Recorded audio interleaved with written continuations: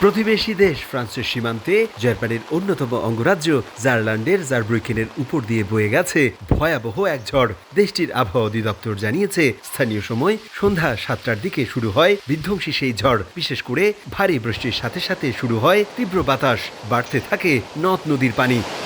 এমন পরিস্থিতিতে ভূমিধস ও জলোচ্ছ্বাসে ঘরবাড়িতে পানি ঢুকে পড়ার শঙ্কায় রেড অ্যালার্ট জারি করেছে দেশটির আবহাওয়া অফিস। এ কারণে স্থানীয় অধিবাসীদের সাবধান করার পাশাপাশি পরিস্থিতি মোকাবিলায় সব ধরনের প্রস্তুতি নিয়েছে সরকারি দুর্যোগ ব্যবস্থাপনা সংস্থাগুলো। প্রবল বর্ষণে ডুবে গেছে বায়ার্ন ও বাডেন-ভিউর্টেনবার্গ অঙ্গরাজ্যের বেশ কিছু নিচু এলাকা। অঙ্গরাজ্য জার্লান্ড ছাড়াও রাইনল্যান্ড ফালসের স্থানীয় প্রশাসন জানায়, ভারী বৃষ্টির কারণে এরই মধ্যে ঝুঁকিপূর্ণ বাসিন্দাদের স্থানীয় প্রাথমিক বিদ্যালয়ে নিরাপদ আশ্রয়ে সরিয়ে নেওয়া হয়েছে। জলোচ্ছ্বাস ঠেকাতে নদীর পাড় ও নিচু জায়গায় দেয়া হচ্ছে বালির বাঁধ।